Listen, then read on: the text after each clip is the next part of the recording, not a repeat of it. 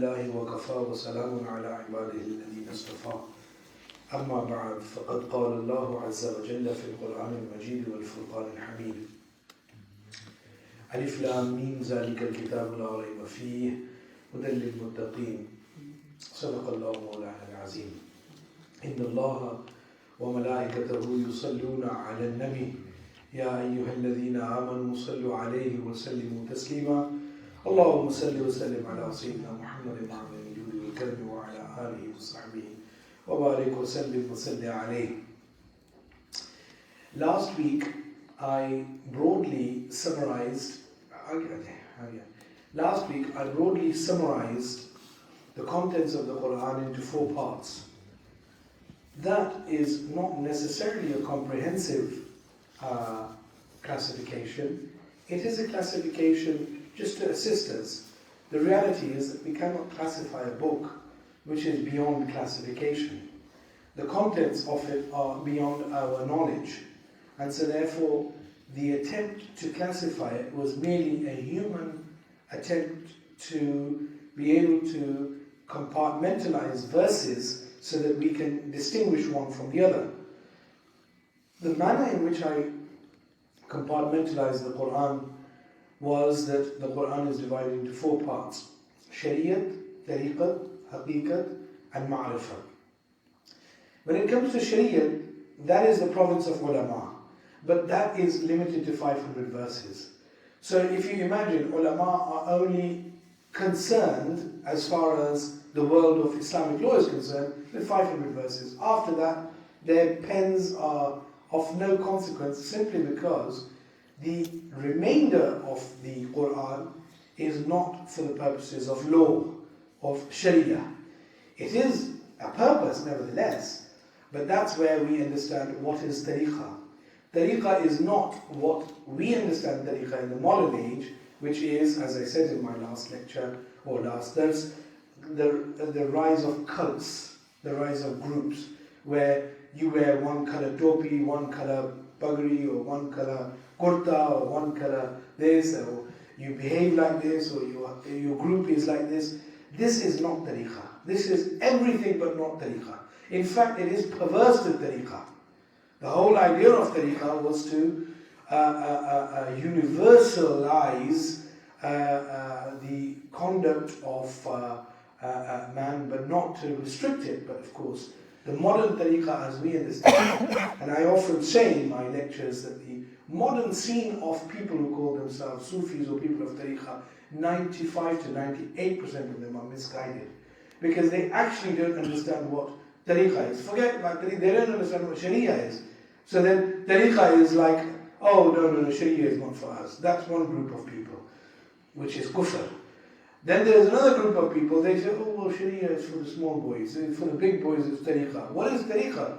For them, tariqah is ritualism. Zikr, azkar, wazaif, awrad, chille, amliyat. This is, and piri muridi, just to the extent of kissing a shaykh's hands and attending course once a year. That is tariqah. But actually that has got nothing or very little to do with tariqah itself. The real word tariqah is ethics, is the internal law. That is not a law that binds us, but it is a law that guides us. That is a huge part of the Quran. And then there is a third part which is called haqiqat. And again, ulama simply cannot talk about this, because if they start to talk about it, it sometimes brings them at a crossroad with Sharia. Haqiqat, reality, brings them at a crossroad with Sharia. I'll explain this if you so wish in the questions and answers session. On the face of it, Sharia is harmonious with Haqiqat. But there are some occasions where Sharia says Haqiqat is something else, but Sharia is something else. Because Sharia and its goals are sometimes different to the goals of Haqiqat. Haqiqat is what it is. And I often give the example, just to reiterate, for those who weren't here, when you stop off at a red light, there are no pedestrians, no cars. The idea of a red light was to protect pedestrians and fellow road users. But you are stood at a traffic light, there are no pedestrians and there are no cars. You go through on the basis that, well, I pose no danger to a pedestrian, I pose no danger to a car, so why am I breaking the law?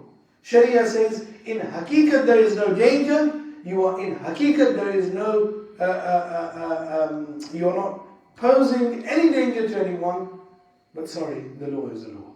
When that light is red, you will stop there. There is no reasoning now here, oh, if so, but so. Haqiqat is different and Shariat is different. That's an example I've given you from a modern example, but there's many examples in the Quran where we will arrive and I will say, sorry, Shariat says this, Haqiqat says this. And I will give you examples in a short while.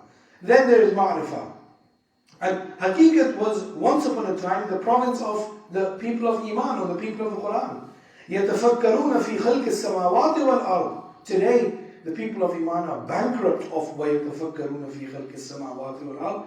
We find Sir David Attenborough and National Geographic being at the head of and at the fountain of وَيَتَفَكَّرُونَ فِي خَلْقِ السَّمَاوَاتِ وَالْأَرْضِ. But where are the Muslims in this regard? Or the people of the Quran, I should say. Bankrupt. They are busy reciting the Quran. What is the meaning of it? Don't know, don't care. But not don't care. No one will say don't care. They'll say don't know. I'm sorry, I'm not an Arab. Or I don't speak Arabic. But I already told you last time, if Arabic was the criterion of understanding the Quran, then no Arab on this earth would be misguided. Every Arab would be guided. But Arabs read this Quran like we read English, but they're still misguided. So just knowing the translation doesn't mean that you are guided by it. وَيَتَفَكَّرُونَ فِي خَلْقِ السَّمَاوَاتِ وَالْأَرْضِ is an example of haqiqat in the Quran, and an invitation to the people of the Quran to explore the universe. But exploration is not our province anymore. The Ahlul Quran, one of their signs is exploration. Do we explore? No, we're not interested in exploration. We think that's the job of scientists, that's the job of others. But when the people of the Quran explored, they found depths which even science cannot find. What science calls science fiction was within the ambit of the people of the Quran. And this is just summarizing what I said last week. And Ma'rifah. Who is Allah? Knowing Allah. What is the use knowing this book when you don't want to know the author of this book? The whole idea of this book is to know the author of this book. If you're not interested in him, you're just reading this to pass your time. Or as I say, Sawabu Isa le Sawab. The idea is to get to understand him. Who is he? What does he want from us? Why is he guiding us like this? Why does he want us to behave in a certain way?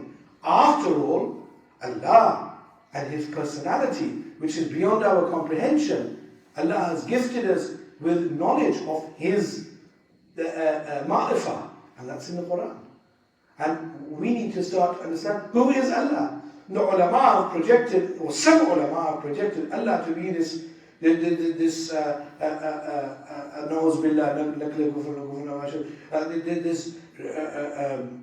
unjust and insensitive creator. But he is not unjust and he is not insensitive. Just because you can't understand something he does, like the other day I was asked, why does a child have to suffer so much? A child who is born into this world with leukemia, spends all its life suffering from leukemia and within a few years dies. What wrong did that child do that it deserved that? Now if you look at it from your eyes, then you will see, well, there's a wrong here. But when you understand Allah and his ma'rifah, you will understand that his the way he treats his creation is not only just, it is more than just, it is based on his fazl and his karam. So ma'rifah is very, very important. Let's move on to the next verse. And then we went through Surah Fatiha, which I said to you, you could pick up any verse of the Quran and you could tally it back to Surah Fatiha. Where is this verse in Surah Fatiha? You can deduct it from Surah Fatiha. So whenever you pick up a verse of the Quran, how can I find this in Surah Fatiha? Surah Fatiha is a summary of the whole Quran. But now Allah Azza wa Jal begins with the next surah, Alif Lam Mim. Alif Lam Mim is Huruf Muqatta'at, the meaning of which Allah and His Rasul have reserved for themselves. That doesn't mean to say they are not for guidance.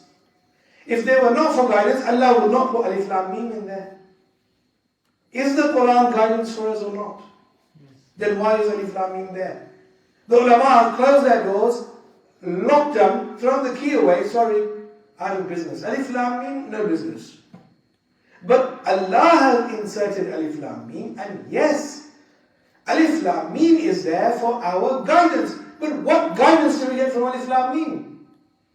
That is a very serious question you have to ask yourself.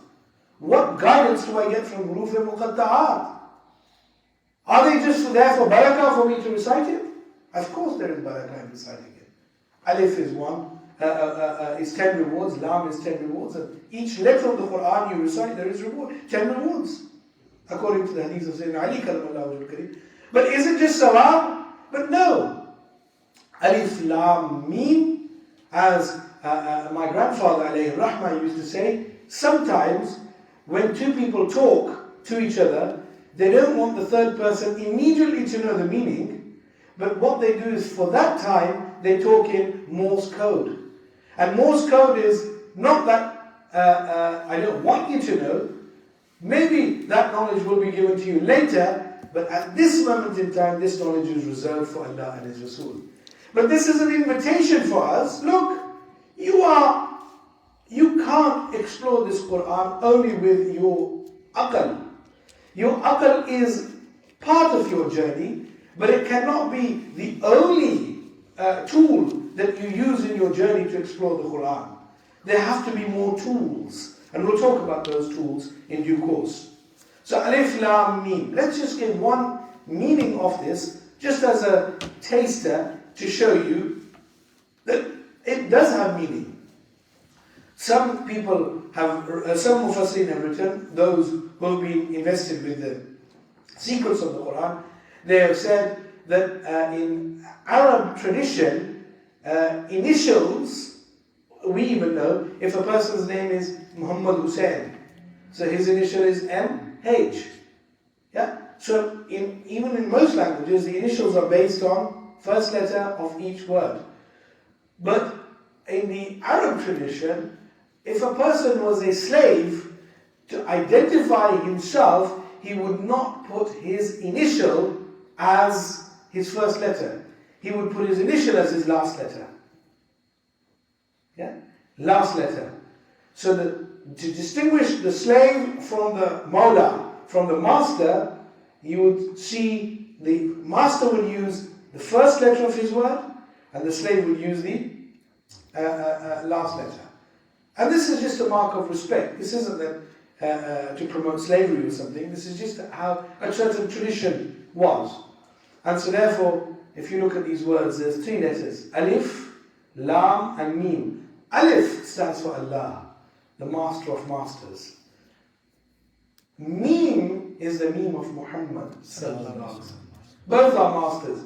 He is the master as creator. Mim is the master as creation. He is the master of creation as creator, and he is the master of creation as creation. So you've got Allah and Muhammad. So where's the Lam? The Lam belongs to Jibreel. And Jibreel was the go-between between Allah and His Rasul.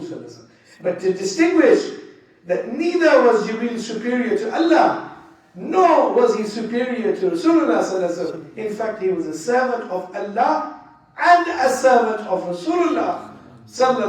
That is why Alif, Lam, Mim, Alif for Allah, Lam for Jibreel, and Mim for Muhammad Rasulullah. ذَلِكَ الْكِتَابُ لَا رَيْبَ فِيهِ. This Al-Kitab, that book, now, this translator, this translation, I just conveniently happened to be in front of me. This is from the King Fahd complex, Saudi Arabia. And he starts off Surah Baqarah, this translator, the catastrophic mistake, mashallah. He says, this is the book. Well, no, I'm sorry. The Quran says, Zalika, that is the book. Haza is this. So you can see that a government has sponsored this, Saudi Arabia, but a little kid who knows Arabic knows that Zalika is that and Haza is this. This is King Fahd Academy. You don't have to take my word for it, just pick it up. Yeah, and it's given free of charge if you go to Umrah. Well, up to the last time I found out. Zalika, so mashallah, they start the book off with a mistake in the translation. This is the book, that is the book.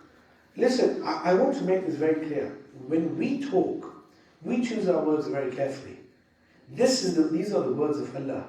Allah doesn't just, it'll do. Allah chooses His words very carefully.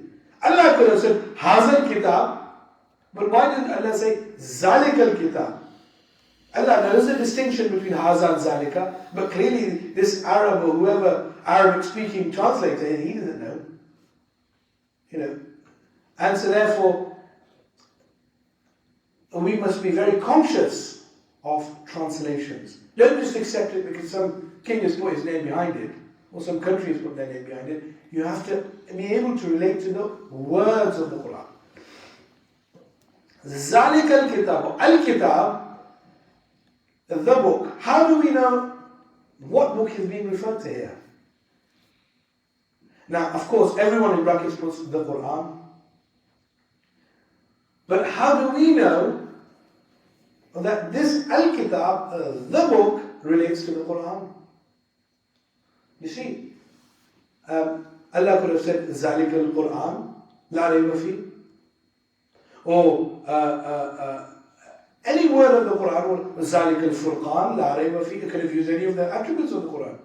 But Al-Kitab, because there are many books, both that have come to us, and there are those books that have not come to us. Books that have come to us, Tawrat, Injil, Zabur, Sahaif, letters. But there are books that have not come to us. For example, I don't want to complicate this, but just to keep it simple. Lawh Mahfuz was not revealed to us in its original form.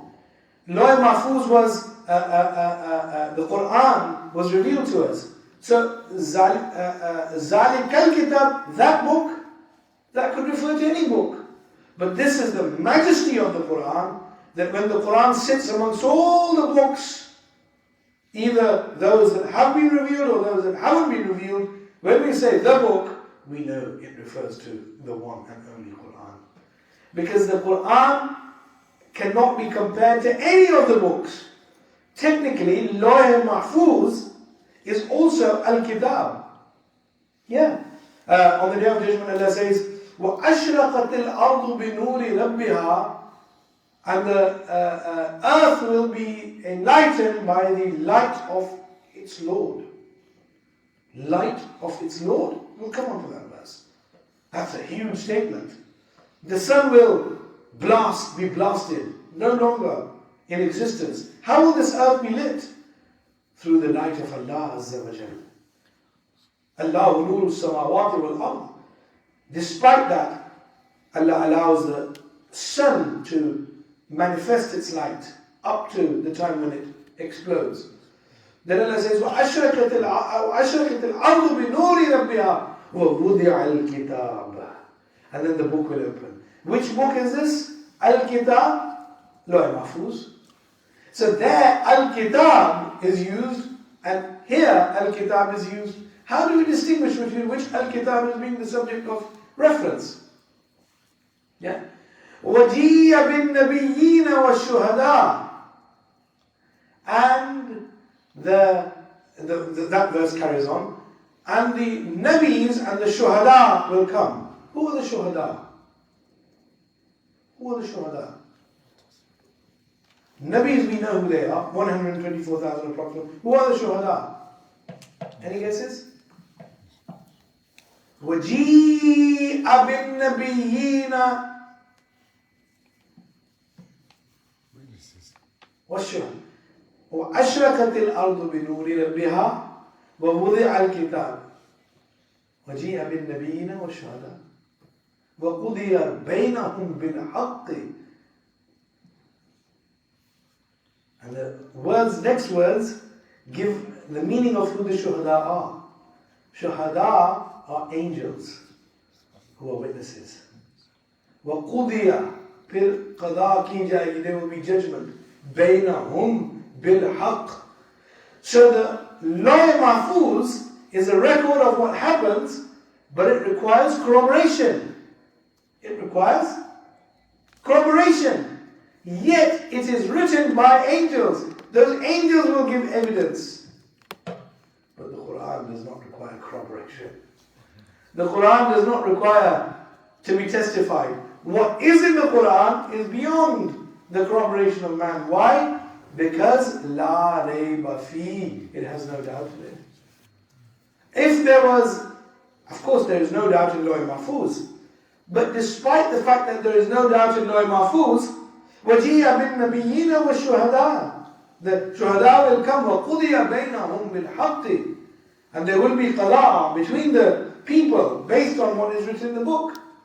But Law Mahfuz, and remember what I said about Law Mahfuz in my previous lectures, Law Mahfuz is ordained by Allah, is in existence by Allah's permission, and it is the personnel who service Law Mahfuz are all with Allah's permission, but despite that, corroboration is required. Now you'll say to me, well, that's not something that we need to really know. Yes, you do need to know. Why? Because there's a bigger point here. Oh, there's many points. You could talk on one letter or word for times to come. Those who are shuhada, they will give evidence as to what was written inside. In the event that there is a dispute, or in the event that anything requires corroboration, they will give evidence on the Day of Judgment. There will be a proper trial. But now, compare and evaluate that وَجِيَ بِالنَّبِيِّينَ وَالشُّهَدَاءِ for the Law Mahfuz. And now let's talk about the Ahl Quran. The Ahl Quran and the people of the Quran, the people who are associated to the Quran, they are also shuhada, but not the shaheed I'm referring to, where a person gives his life or her life in the way of Allah. I'm not referring to that shaheed. Or according to, shaheed in mind be someone who dies of, stomach disease, or someone who dies in an accident. I'm not talking about that. There are a certain group of people who are referred to as shuhada in hadith literature. Who are they? They are the people of Iman. Me and you. That's why there's a hadith in Sahih Bukhari and Muslim where the Prophet ﷺ was passing a janazah, and some people were talking, and he heard what they were talking about the janazah, and he said, wajabat, wajabat, wajabat, wajib ho gaya, wajib ho gaya, wajib ho gaya. It is now essential, it is obligatory, it is obligatory, 3 times. Now, this word obligatory, wujub and wajib, this is a legal word. I can't talk, I haven't got time to talk about this now.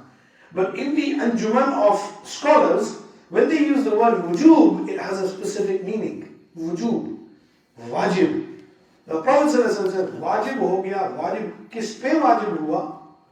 It is wajib, it is wajib, it is wajib. If you think about this, there is so much in this one word that I could expand on, that you would be amazed. But anyway, let's just stick to what we're saying. Wajib hua, wajib hua, wajib hua. The Sahaba were quiet. A few days later, another janazah was passing by. The Prophet ﷺ heard some of the people around the janazah talking, and he repeated ﷺ, wajabat, wajabat, wajabat. They said, again they heard him. On this occasion, Sayyidina Umar bin Khattab radiyallahu anhu was stood in the presence of the Prophet ﷺ. And he said, Ma wajabat ya Rasulullah. Kya wajib hua? You repeated the same 3 words before, and now, what is wajib? He said, Man athnaytum bil khayri wajabat lahul jannah. those man athnaytum, those of you who praise the deceased with good words, bil khayri wajabat lahul jannah. Now Jannah is wajib upon that person. And in the first janazah, people were praising him. In the second janazah, and the 3 times is just for ta'keed, emphasis. You know, like certain things Sharia tells us to do for emphasis. So he said on the second janazah, people were talking against the mayyit. He said, Man athnaytum bisharri wajabat lahun nar. When you extol the bad virtues of someone, Jahannam is wajib upon you. And what is the illah? Why? Limaza, when you talk, why? Because, and the Prophet ﷺ explained, Antum shuhada'ullahu fil ard. You are the shuhada of Allah on this earth. So the Lawh Mahfuz, the 2 angels, they write, Lawh Mahfuz says something about you, but the people of Iman say something else about you. There are 2 shaheeds now. One group of angels who have clinical record of what you have done. And there's another group of shuhada.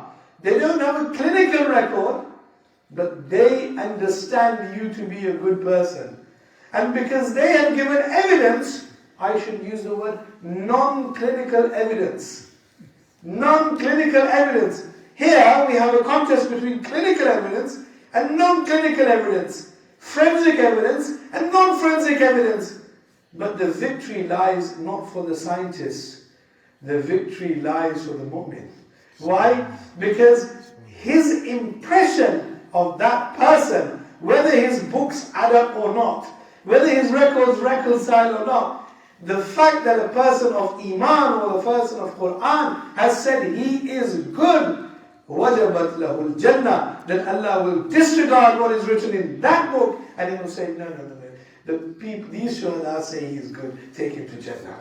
Subhanallah. 2 sets of shaheed. You won't find this tafsir in any Quran. How tafsir al-Quran bil Quran, tafsir al-Quran bil hadith. No one has done this tafsir. And the reason why no one has done it is because they all set their tram lines and they just stick in those tram lines.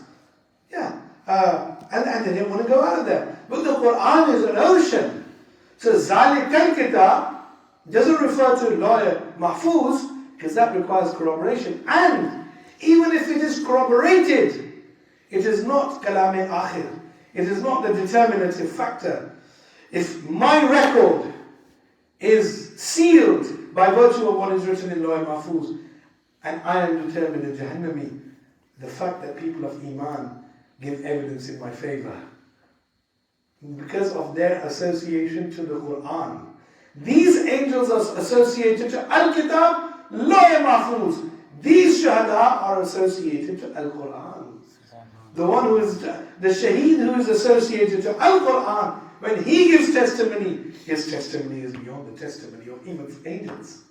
Even the clinicians, even the forensic scientists who have, وَمَنْ يَعْمَلْ مِثْقَالَ زَرَّةٍ خَيْرٍ يَرَى وَمَنْ يَعْمَلْ مِثْقَالَ زَرَّةٍ شَرًّا يَرَى أَنْتُمْ شُهَدَاءُ اللَّهِ أَنْتُمْ. And the misdaq of Antum, who is Antum? You all, not just Sahaba, all the Ummah of Rasulullah sallallahu alaihi wasallam. You all are Shuhada'u Allah fil ard. You are. So there's a competition between the Shuhada of the earth and the heavens. The ones of the heavens have a clinical record of what is there. The ones of the earth just have an impression. Allah says, no. These people who are Shuhada on the earth, they are related to the Quran. And by virtue of that relationship to the Quran, what comes out of their mouth, I do not deny. That's why when you fit the Quran against Lawh Mahfuz, there's no competition. The Quran is not even a drop. The Lawh Mahfuz is not even a drop in comparison to the Quran. The Quran is the most supreme book of all books. That is why Zalikal Kitab, that book, Al-Quran. And I don't want to get into the grammatical dimensions of this Alif Lam Jinsi, Alif Lam Ahad Kharji, Alif Lam Ahad Zaini. I don't want to get into that. But Al-Kitab here refers to Al-Quran. La Rayba Fi, there's no doubt in it. There's no doubt in it. Why would Allah assert there is no doubt in it? Because even though there is no doubt in Law Mahfuz, but it still requires Shuhada. But there is no doubt in it because why is there no doubt in it? Because this has come from the lips of Muhammad Rasulullah. It has come from the lips of Muhammad Rasulullah. What is that Shaykh of Iqbal? I don't remember. He says, Jabbariyo, Qahariyo, Quddusiyo, Jabrut, ye char anasir bante hai to banta hai Musalman, something like that. Then he says, everyone knows that the one who recites is the Qari. The one who recites the Quran is called the Qari. But very little people know that actually the Qari is the Quran. The Qari is the Quran. I don't remember that exact शेर. मैं अल्लामा से कुछ ज़्यादती नहीं करना चाहता कि उसके शेर को उल्टा सीधा करके पेश करूँ. If I don't remember a शेर, I will say it. Not that it makes a difference. I mean, I'm sure Allama will be very happy anyway. But what Allama is saying is that you don't realize you're a walking, talking Quran. Well, you should be a walking, talking Quran. Huh? That's why when Sayyidah Aisha radiallahu anha was asked, tell us about his khulq. Tell us about him. She said, radiallahu anha, she said, he is a walking, talking Quran. Everything in the Quran is about Rasulullah. So, but how are we an emblem of the Quran? Well, we need to understand it. ذَلِكَ الْكِتَابُ لَا رَيْبَ فِيهِ. There is no doubt in it. There is two ways of this fee. This fee can be used in both sentences. Zalikal kitabu la rayba, la rayb, up to there, that's it. There is no doubt that Zalikal kitab la rayb, there is no doubt in that book. And then you say, fihi hudan lil muttaqin. In it is guidance for humans, for muttaqin. Or you can read the fihi with la rayba fihi in it. So the fihi can have both objectives. Hudan lil muttaqin, it is guidance for muttaqin. This is where the ulama have a problem. They say, oh, we're being put out of business here. Because it should have been Hudan lil ulama. What? Oh, the Sufiya. Hudan lil Sufiya. Or a certain group of people. Listen, al-muttaqin. Al-muttaqin is based on taqwa. Now what is taqwa? If you look at different meanings of the Quran, let's see what King, whatever his name is, whoever's in power, let's see what he says. Guidance to those who are muttaqeen. Oh, that's a very good translation. Muttaqeen. He says guidance for who are muttaqeen. I don't think there's a word in English language called muttaqeen. But you know, if kebabs can be imported into English, then so can muttaqeen. Yeah. And then he puts in bracket, the pious believers of Islamic monotheism who fear Allah much. And then he puts in another brackets, brackets in brackets, abstain from all kinds of sin and evil deeds which he has forgiven. And love Allah much. And then another bracket, perform all kinds of good deeds which he has ordained. Most translators here just say, those who fear Allah. I mean, that's quite sad, really. Because the concept of taqwa is actually misunderstood. If you go into linguistics, you can pick out any meaning. But actually, taqwa and a muttaqi is someone who has a relationship with Allah. Ittaqullah, have a relationship with Allah. But the way ulama portray it, fear Allah. There's nothing wrong with that word, fear Allah. But that doesn't do justice to the word taqwa. Taqwa isn't about scaring someone, oh, fear me. No. Allah doesn't operate based on fear. His protocols are based on love. But He warns. That warning is to generate enough fear in us so that we don't go. So that, for example, a mother or father says to their child, don't go to that room. There's a monster in that room. That doesn't mean to say that a parent doesn't like that child. It's just to guide that child.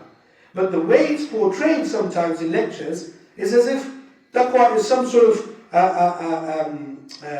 whip upon someone. Oh, fear Allah. In fact, in Arabic lingo, the Arabs, when they want to say, to warn someone or when someone's doing wrong, they say ittaqullah. This is an Arabic expression. Say, we say careful. In English we say, oh, careful. Or, are you in your senses? What you do? But in Arabic, ittaqullah. Fear Allah. It means come to your senses. What are you doing? Ittaqullah. So the concept of taqwa is misrepresented in many translations. Actually, taqwa, if you look at it in its essence, I don't have time to go into a full-blown examination of what taqwa is, but we can safely say taqwa is, and muttaqi are those who have a relationship with Allah. So, hudallil muttaqin, it is guidance for those who have a relationship with Allah. Whether that relationship is them not doing what He has said, that's fine. Whether that relationship is them loving Him, that's also fine. Everyone has a relationship in their own way with Allah Azza wa Jal. But guidance is for, but there are certain litmus tests. And the people of Tafsir, up till now, I haven't encountered this. There may be, and I may well be wrong, but the people of Tafsir haven't really elaborated on, when you look at Tafsir al-Quran bil-Quran, on this concept of taqwa and certain litmus tests. Do you understand what a litmus test is? To test the pH level of something, there is a litmus test. The alkalinity or acidity of something, there is a litmus test. So the Quran offers us a litmus test of whether we have taqwa within us. Because I claim I've got taqwa, you claim you've got taqwa, Joe Blogg's claim he's got, well, not Joe Blogg, Zain claims he's got taqwa. Well, actually Joe Blogg's also, because he's saying, well, so what if I don't call myself a Muslim? I still love God. There are people, Joe Blogg's out there with that thing. So, how do we measure? Because of course any litmus test that we have has to come from the Quran. Tafsir al-Quran bil-Quran, using the one verse of the Quran to do tafsir of another.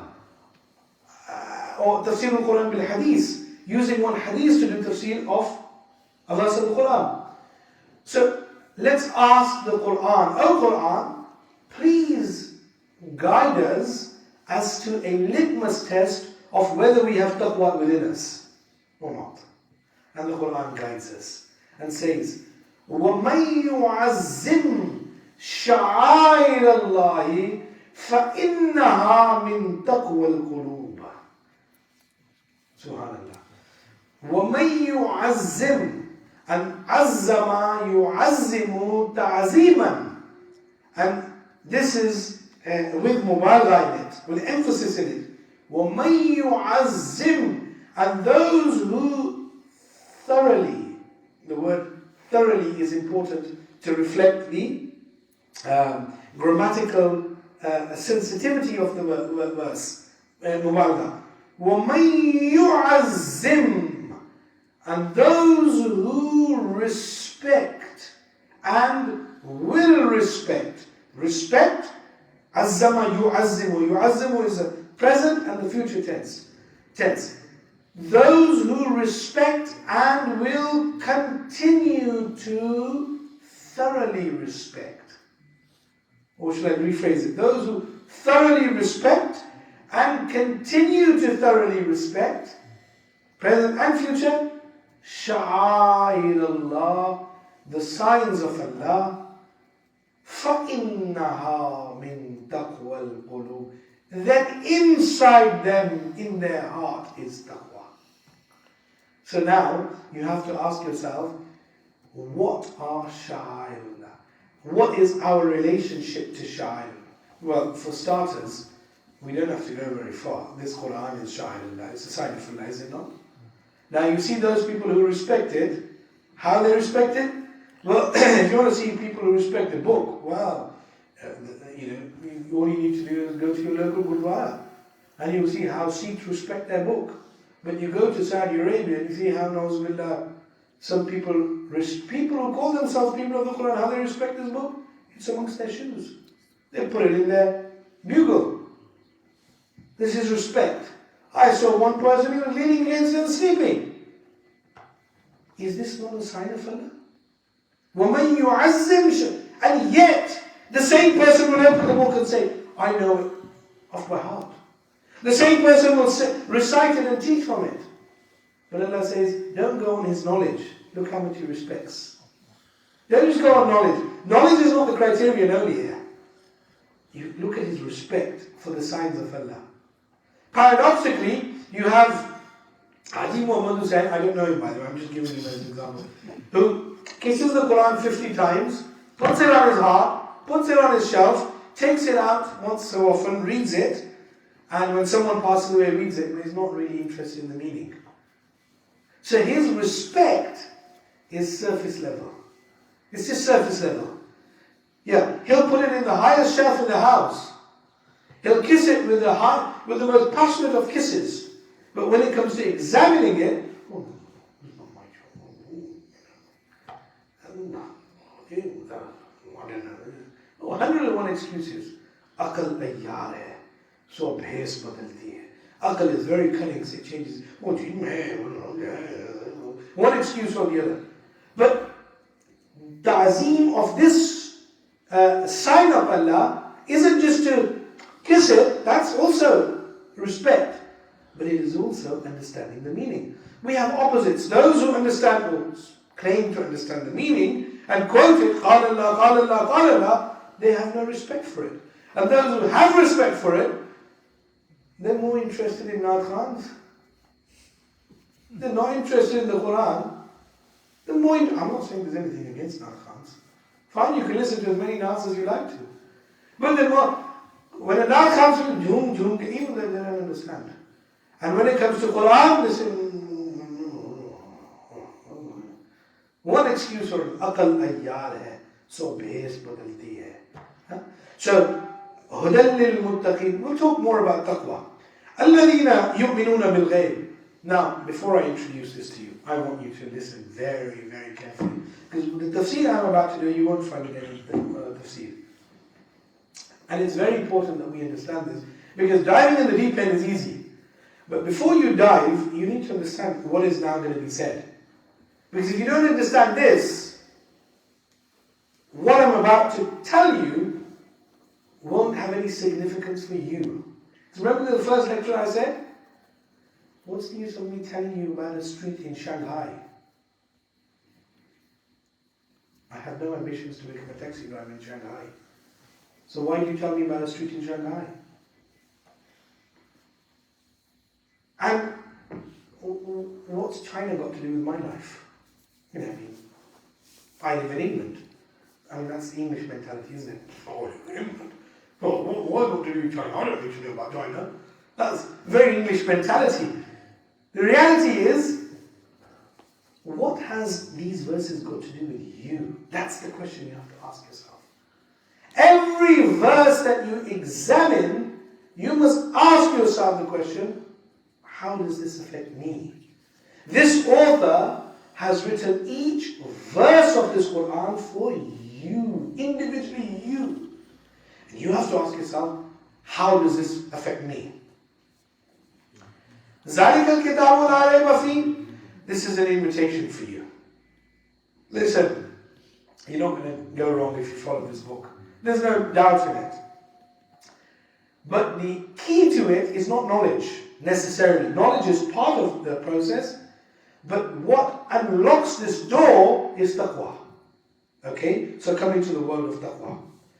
However, now the next verses explain who the people of taqwa are. It gives alladina, those people.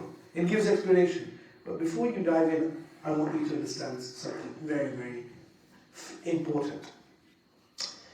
There is something in modern science called the psychostate.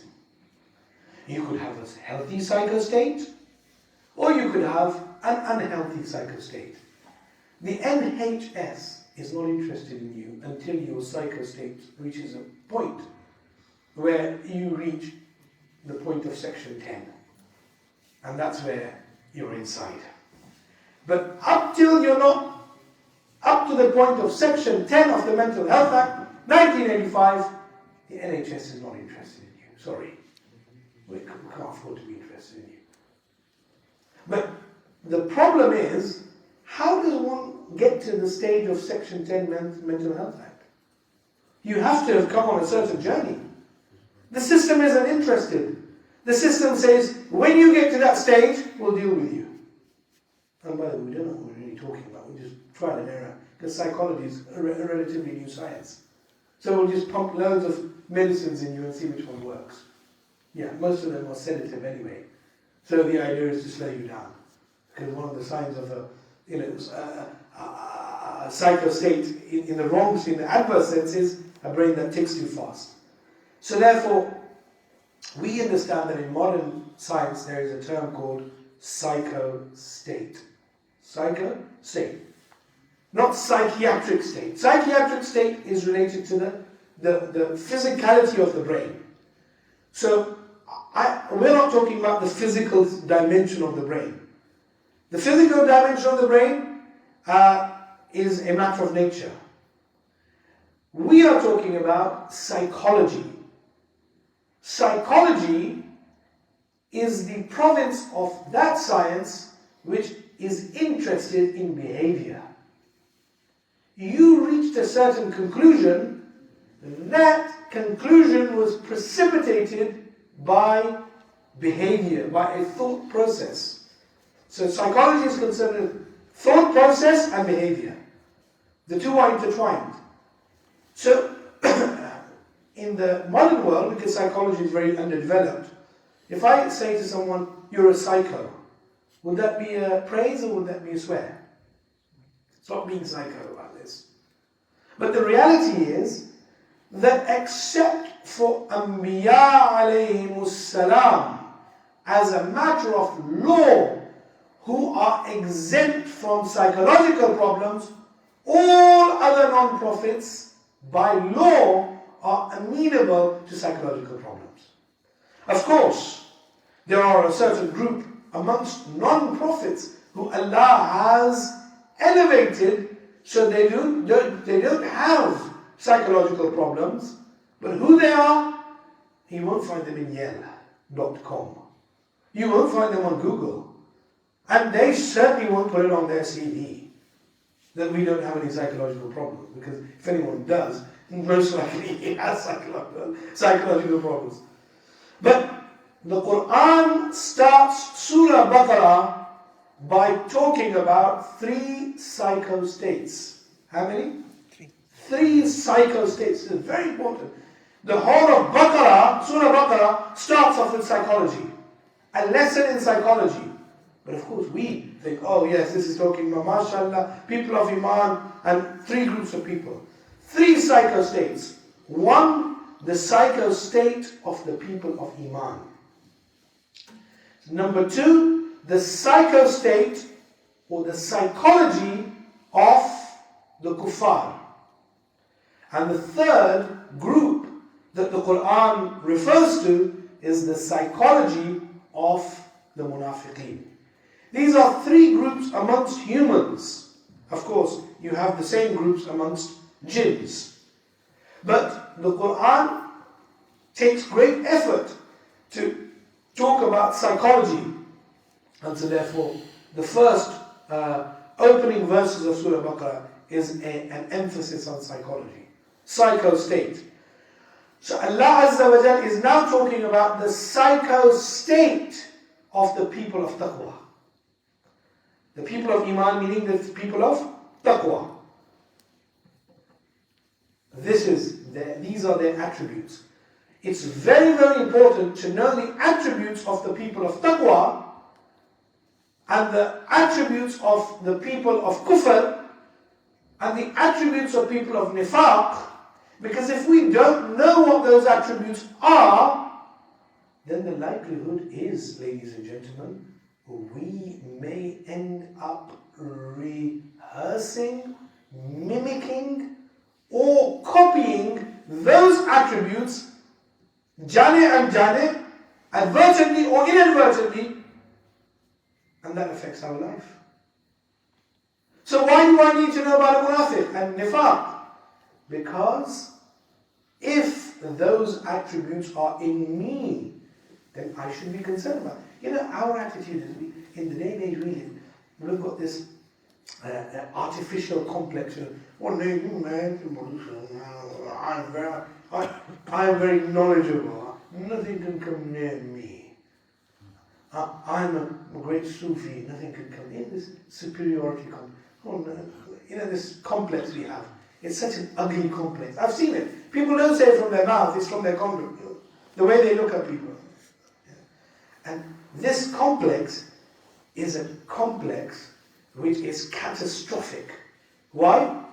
The Prophet ﷺ announced 11 signs of nifaq. How many signs? 11 signs of nifaq. The first person to come in the majesty of Rasulullah sallallahu alaihi wasallam was Hazrat Umar Farooq radiallahu anhu. Ya Rasulullah, is there any signs of nifaq in me? The Prophet said, no. If Sayyidina Umar radiallahu anhu, and I don't need to go and praise him now because you know his praise. The word Umar comes with praise. Just mention the word Umar. There's so much praise attached to that word. Umar ibn al-Khattab radiallahu anhu, he is concerned about his psycho state. Ya Rasulullah, is there anything in my psycho state that mimics nifaq? The moral of the story is, if Sayyidina Umar is concerned about the welfare of his iman, then which dream world are we living in? No, मुझे शायद तो मुझे किसी ने सवाल हुआ है आज़ान का टाइम है अच्छा चले अच्छा so where was I? So nifaq is a disease. Nifaq is a disease. If Sayyidina Umar is concerned about and yet, let me just be very frank with you, this blessed finger of the Prophet sallallahu alaihi wasallam pointed and said, Umar fil Jannah. There is no doubt that Umar Farooq radiallahu anhu is in any form of misapprehension whether he will go to Jannah or not. But despite being not a certified Jannati, I say chartered Jannati. Despite Sayyidina Umar being a chartered Jannati, he still says, Ya Rasulullah, is there any nifaq in me? If Sayyidina Umar is concerned about his state, then which world are we living in? No, I'm very, really bothered. This artificial complex that we have around us. So, the next verses, which time now no longer allows us, maybe before the next session you can read these next few verses from verse number 3 to verse number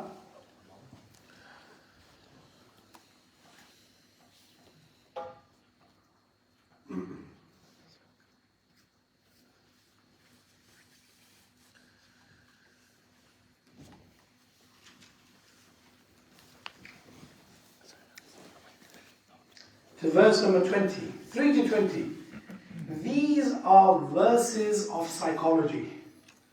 And they talk about the psycho state of three groups of people. The Ahl al-Taqwa, the Ahl al-Kufr, and Ahl al-Nifaq. And I would like you to read this before the next time, so you can examine what are those attributes of Ahl Taqwa, and we will examine them. What are the attributes of Ahl Kufr, and what are the attributes of Ahl Nifaq? Because we could, by understanding those attributes, align ourselves. They are like mirrors. These next few verses, from 3 to 20, it is like, I refer to these verses like a mirror. They are a mirror for us. Is there any sign of taqwa within me? If so, how much? Is there any sign of kufr within me? Not kufr meaning kufr shari. The attributes of a kafir within me. Are there any attributes of the Ahl Nifaq in me? These next verses are a mirror. And inshallah we'll explore them in due course. وَمَا عَلَيْنَا إِلَّا الْبَلَاغُ الْمُبِينَ. Any quick question before we go? Right. Inshallah, till after Ramadan Sharif. I hope you use this Ramadan Sharif as a platform to become closer to this greatest sign of Allah. This is a sha'ir. And respect of it doesn't just mean to say, recite it of course. You'll get sawab for it. But respect also means to start a relationship with it, to understand it, to say to the Quran, "Oh Quran, allow Allah to invest your love in my heart so that I can explore you and you can be my guide in this dunya, in my qabr and in the hereafter." وَمَا عَلَيْنَا إِلَّا الْبَلَاغُ الْمُبِينَ. Someone just asked to confirm which verses you said. Which verses? Surah Baqarah, verse number from الَّذِينَ يُؤْمِنُونَ بِالْغَيْبِ. This is verse number 3 to verse number 20. If you read the translation and start to think about it from a psychology and the scene that I've set, talking about the attributes of different people, then hopefully you should have formed a certain understanding before next time, and then inshallah when we go into detail, you'll enjoy the depth of these verses, inshallah. Aziz. You have somebody else typing a question. Yes. Yes. Yes. It's same group. In the beginning of your Quran, you said that there are discoveries in the Quran that we haven't discovered yet. People who have read it. So can you give a small example, like how can it compare to science? There are discoveries in the Quran. Like how in science they say science fiction, but they're already discovered in the Quran. So could you give us a small example? There are many examples in the Quran where, look, for example, ultrasound. What is an ultrasound? An ultrasound, a scientist will tell you, is a certain light that is emitted so that what is beyond the skin can be seen. That's ultrasound, isn't it? But there is no technology of ultrasound or even CT or even any technology around that can see through a brick wall. Am I right? Yes. The laws of quantum physics defy the capability of light, because for there to be a vision, a ru'ya, there has to be light. Whether that's whichever rays, alpha rays, beta rays, gamma rays, there has to be a penetration of light. And if something blocks light, then the eye cannot penetrate through that, whether that's through technology or without technology, through ultrasound or without ultrasound. But the Quran talks about a more superior form of vision and says your understanding of seeing within skin is limited to lights. Because ultimately, what is ultrasound? It's a light, isn't it? I don't want to get too scientific, especially because my science is only GCSE level. But the reality is that what causes the capacity to see is ultimately, even a thermal imagery camera ultimately revolves around light, heat, light. But a thermal imagery camera cannot see through a brick wall. True? In fact, no camera on this earth can see through a brick wall. But the Quran talks about seeing through a brick wall. Isa alayhi salam says to his ummatis, your eye and my eye, they look the same. But don't think your eye is like my eye. Why? وَأُنَبِّئُكُمْ بِمَا تَأْكُلُونَ. I can see what is in your stomach. The food that is in your stomach, my eye has ultrasonic capability that I can tell you what food you've eaten by looking at your stomach. But my eye is not limited just to that ultrasound technology which you have discovered today. Why? وَمَا تَدَّخِرُونَ فِي بُيُوتِكُمْ. And the stockpiles which you have in your homes, I can look through walls and I can tell you what you've stored in your storerooms. Or if I use modern language, I can tell you what's in your fridge. I mean, it's in a sense, تَدَّخِرُونَ فِي بُيُوتِكُمْ. In every house in the olden days, they used to have a special room where they used to store stuff.